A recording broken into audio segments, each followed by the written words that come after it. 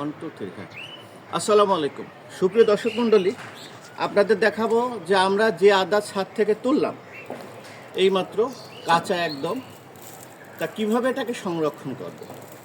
এখানে আগেই মাটি দেওয়া ছিল, তা আমি এখানে মাটির ভিতরে থাকে আমি আদা সাজিয়ে রাখতেছি। বীজগুলো এখানে এইভাবে সাজায় রাখবো, সুন্দর করে সাজায় রেখে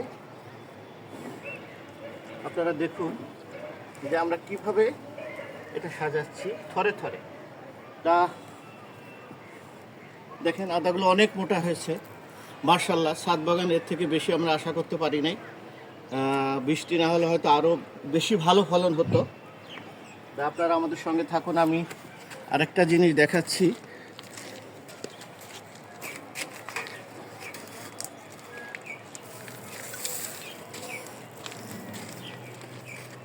এই যে এই আদার উপরে আবার আমি মাটি দিয়ে থরে থরে মাটি দিচ্ছি, আবার এরপরে আদা দিব,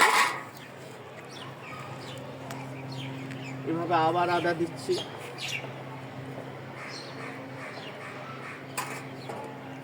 আমি আবার মাটি আনতে যাচ্ছি, আবার মাটি দিয়ে দিব।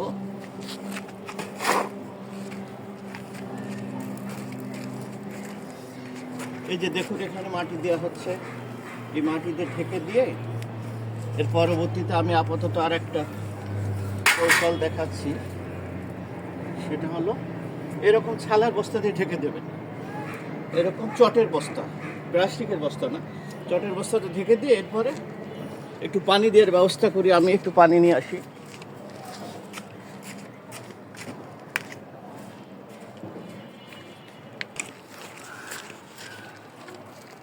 পাঁচ দিন বা 6 দিন পর পর আমি এরকম করে এই বস্তার উপরে পানি ছিটিয়ে দেবো। তাহলে যেহেতু আমরা মার্চ এপ্রিল বা জুনের প্রথম সপ্তাহ পর্যন্ত আদা বপন করতে পারবো, আদা বীজ এভাবে আমরা সংরক্ষণ করতে পারবো।